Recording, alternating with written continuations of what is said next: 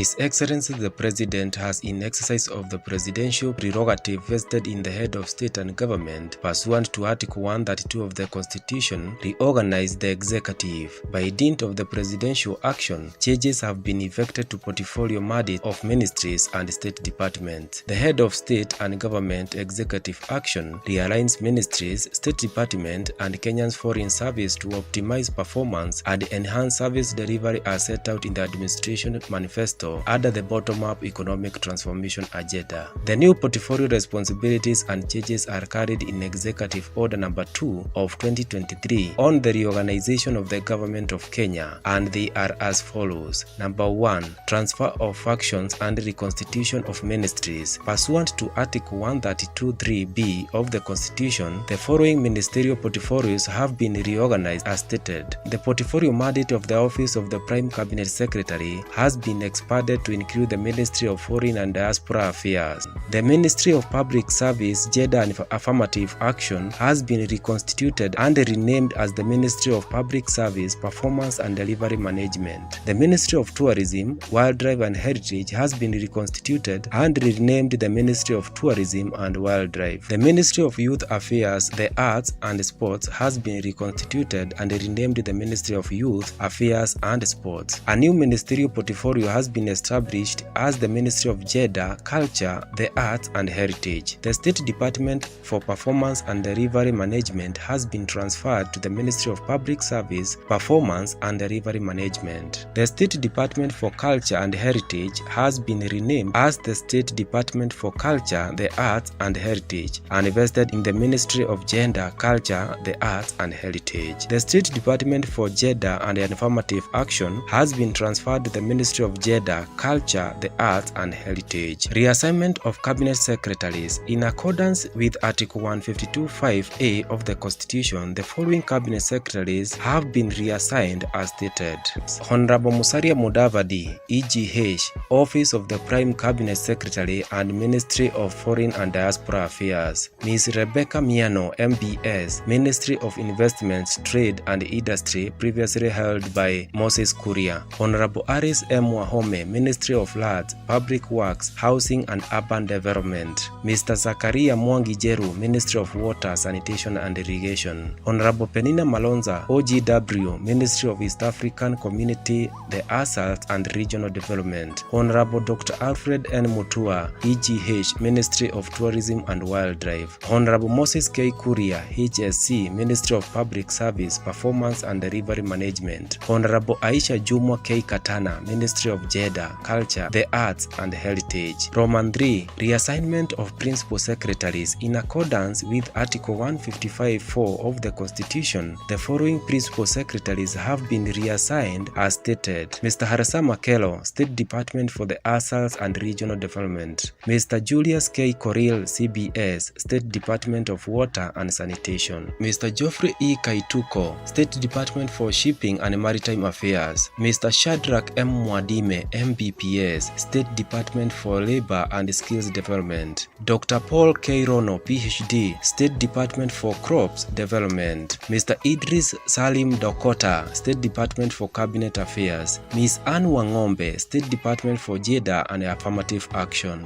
Ms. Veronica M. Duva, State Department for Performance and Delivery Management. Nomination and redeployment of ambassadors and high commissioners. In accordance with Article 132(2)(e) of the Constitution, His Excellency the President has nominated and redeployed the following ambassadors and high commissioners. Ambassador Tabu Irina, Dublin, Ireland. Ambassador Willy Bet, Beijing, China. Jane Wairimu Durumo, Pretoria, South Africa. Ambassador George Morara Orina, Addis Ababa, Ethiopia. Colonel Retired Shem Amadi, Kinshasa, Democratic Republic of Congo. Ms. Sabdio Dido Bashuma, Gaborone, Botswana. Mr. Jeremy Nyamasio Dola, Juba, South Sudan. Mr. Jeremy Raibuta, Khartoum, Sudan. Mr. George McGoe, Djibouti. Ms. Joyce Hasimwa Maitsi, Luanda, Angola. Ambassador Philip Mudia Githiora, Maputo, Mozambique. Ambassador Isaac Kin Parashina, Abuja, Nigeria. Justice Emeritus David Maraga and the task force, thank you for making this presentation of the interim report of the task force on police reforms and terms of service and salaries of our security sector, namely the police, the National Police Service, the National Prison Service, and the National Youth Service. To commend you for a very in-depth interrogation of the issues that you've taken into account in coming up with the report.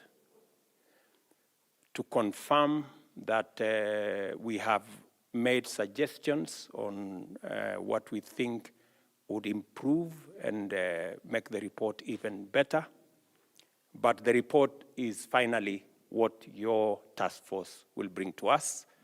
I just want to give you our commitment that we committed to our security sector, that we are going to work with them because of the responsibilities, heavy responsibilities that they have in securing the country, that the country must equally recognize the sacrifices and the heavy responsibilities that they carry out on all our behalf, so that the rest of us can sleep in peace, work in a secure environment, and be able to go about our businesses in the manner in which that we want.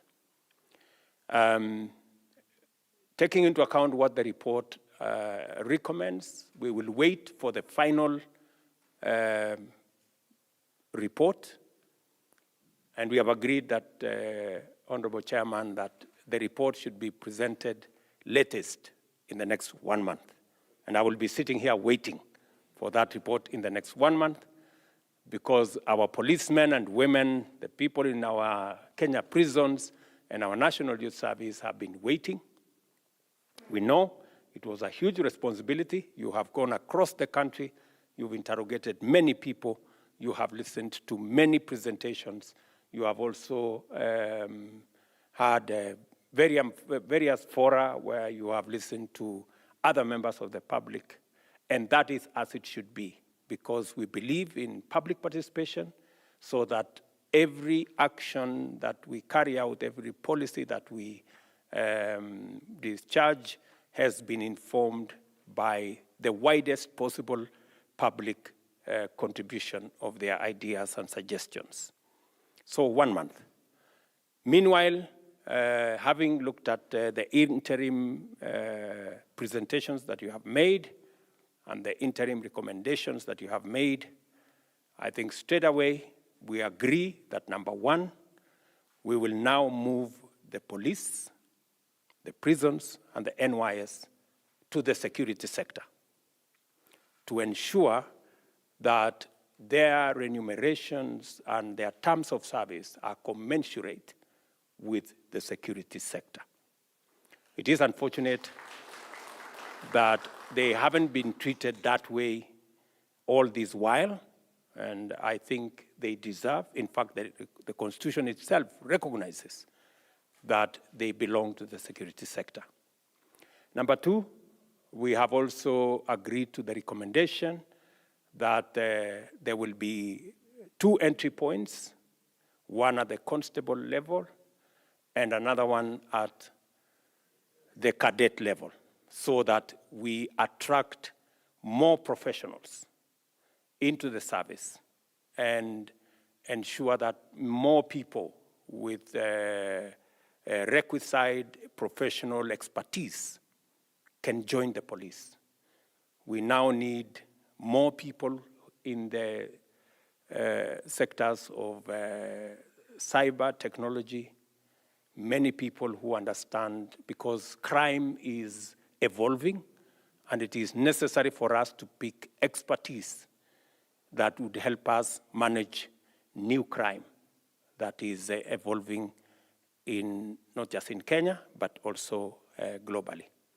And number three, that we agree with the recommendation of the enforcement of making sure that no officer serves in one station for more than 3 years. And that after 3 years, except for some formed up units, maybe the SOGs and all the others, that are anyway continuously moving.